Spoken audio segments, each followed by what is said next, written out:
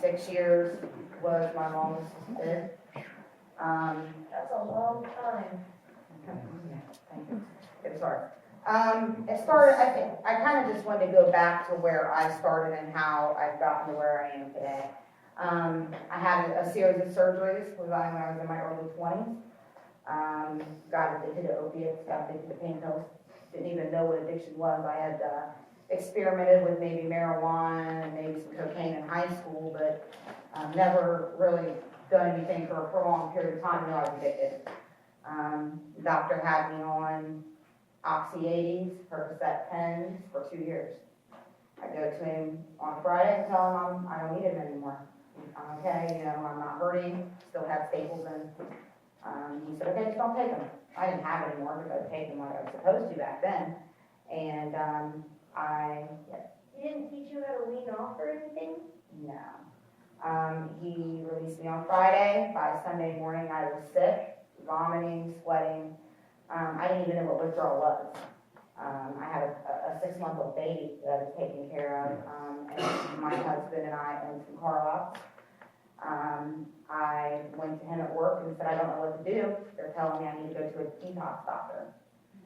This man discharged me from his office.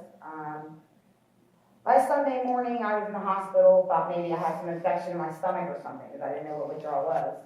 The doctor gave me a shot of a lot, and I was better. And he said, you're addicted to these opiates, and we need to get you weaned off. Went to my doctor, told him what the hospital said, and he said because I signed a contract with him not to get opiates from another source, and the hospital gave me Percocet so that I wasn't sick on Sunday, just till Monday, he used that as an excuse. But really, he was protecting his own liability of having to wean me off these medications. After that point, I really didn't know where to turn. I had taken all the medication the hospital gave me, which wasn't much, maybe 20 Percocet 5. By Tuesday, I'm back out of medication, working with my husband. I went to go repossess a car, and the lady said, what's wrong with you? She'd known me for a period of time. I said, I'm sick. I'm coming off medication. She said, well, what kind is it? And I told her, and she said, well, I get those. Why don't I trade you for my car payments? So that's how it started for me to get opiates on the streets. Once the car was paid off, I started buying them. Got addicted to Percocet 30s, Oxycontin 30s. I was doing about 10 of them a day, and back then, that was a lot of money a day. The gentleman that was selling them to me said, hey, listen, for $20, you can get well and stay well all day. And that's where my heroin addiction started. He gave me heroin, and told me I could snort it. On that day, looking back, I would have grabbed him and handed me a gun. My life spiraled out of control. My husband was losing his car lots because I was draining the bank accounts. I started to steal. I started to take money from my family, using excuses like I need to pay the electric bill or, the house payments due, and I would use that money to use. I went from maybe a $48 a day habit to a $200 a day habit. Then drained the bank accounts. We couldn't pay our house payments. I met a gentleman that was in college with me at the time, and he said, I can show you how to do checks. I reproduced checks from the clerk of courts in Columbus. I embezzled money. My sentence was 4 years, 11 months, but I had already done a year at Franklin County Workhouse. 12 years was what they offered me, and I kept waiting and waiting for a better plea. I went to prison. I got out on a judicial release. I had cut off an ankle monitor. I sent me back to prison. I just went right back into addiction. I didn't do meetings. I didn't do anything to try to help myself. After they sent me back for cutting off the ankle monitor, the TIDES program is where it ended up. Back then it was Judge Sharon, I'm sure you know how you want to pronounce it. And that was the beginning of me starting to see what recovery was. I know probation sucks. I know having to report sucks. I know that coming in here, I fear authority figure. I still have a problem with going into a PO's office thinking, I walk in looking like, where they at, are they gonna arrest me? You know, I do that, like I look behind me, making sure there's nobody following me in his office, because it's happened to me before, you know? So, and I told my PO that, I said, listen, you know, I have an authority figure problem, my father was a police officer, you know?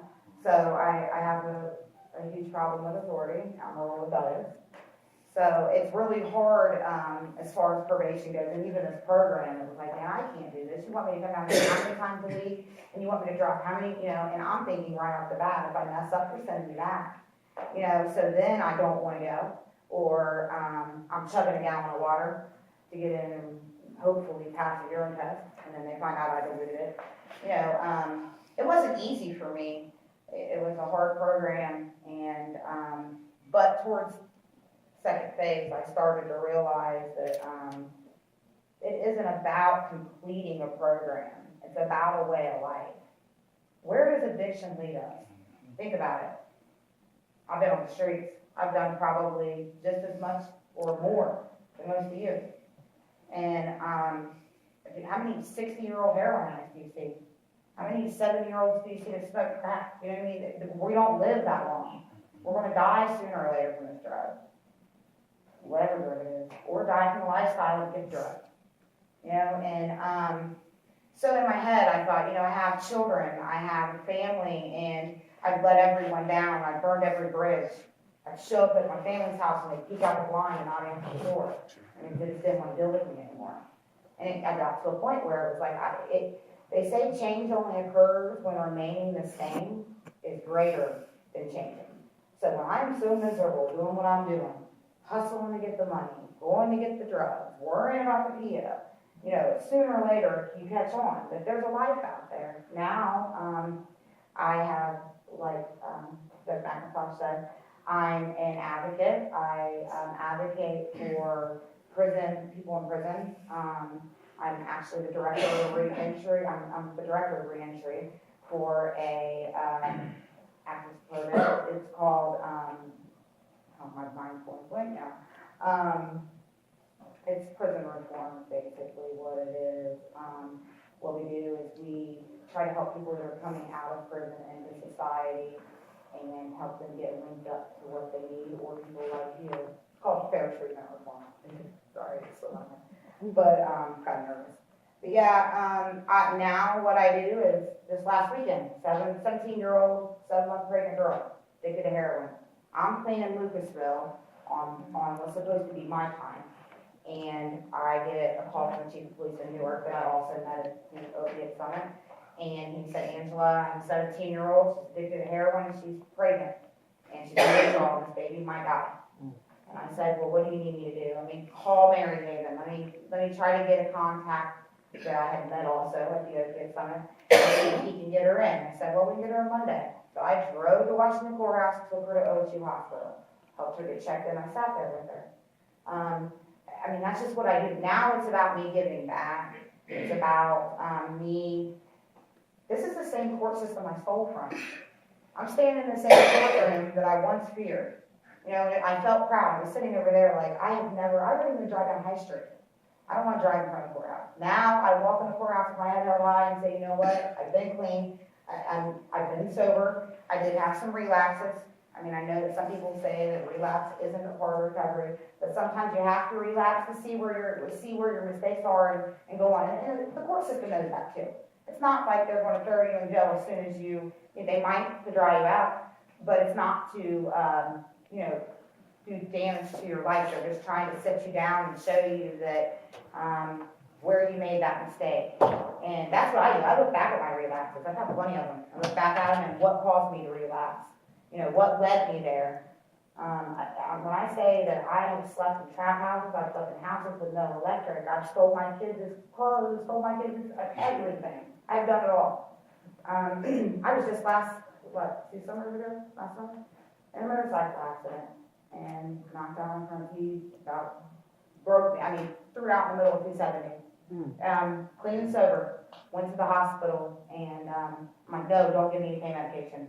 You know, they're stabbing the needles and stuff, and I'm like, please, I'm an opiate addict, because I know as soon as you give it to me, it's not going to stop. And, that's been a major thing for me too, is, paying attention to my surroundings, gateway drugs, alcohol. And I mean, right now we're trying to, make marijuana legal. I don't believe it, but okay. Drugs are drugs. I consider those gateway drugs. I do them and then I wanna do something else. Anything that relaxes my mind and makes me forget, exactly. I have to be on my toes every day. My addiction still talks to me every single day. I mean, I'm around people that are in withdrawal, trying to take them to hospitals, and I'm looking at them. That reminds me what I don't want to be. I don't want to have to wake up every morning and be sick and try to make calls to get money. I just don't want to live that life anymore. I'm going on 38 years old, and it's been a hard life, man. Well, I'm not going to keep much more of your time, but if you ever need anything, my name is Angela Hayden, Angela on Facebook. And if you need links to jobs, anything you need, I can help you. If you need a mentor, if you need someone to call, if you feel like using. If you use them, you need someone to call to figure out how we're gonna stop you from using again. I mean, anything I can do to help. And I can't say, once you live clean for a little while, start to give back, because giving back and seeing people that are where you used to be helps you. I mean, I don't know how much travel time you guys have done, but I know after, I did a year in there. And every day, like within the month of me getting clean, I would watch people come in and lay next to the shower and vomit, and I thought, thank God I'm not there. I mean, I look at that still every day, and I thank God that I'm not there, and that's why I do what I do. I appreciate you guys' time. I just wanted to let you know there is hope. And I know it's cliche to hear, but I'm telling you, I thought I would be dead. I had a death wish. There were times I was like, God, let this happen right now. You know what I mean? But God has me living for a reason, and it's to help people that are just, went through the same things I went through, going down that path.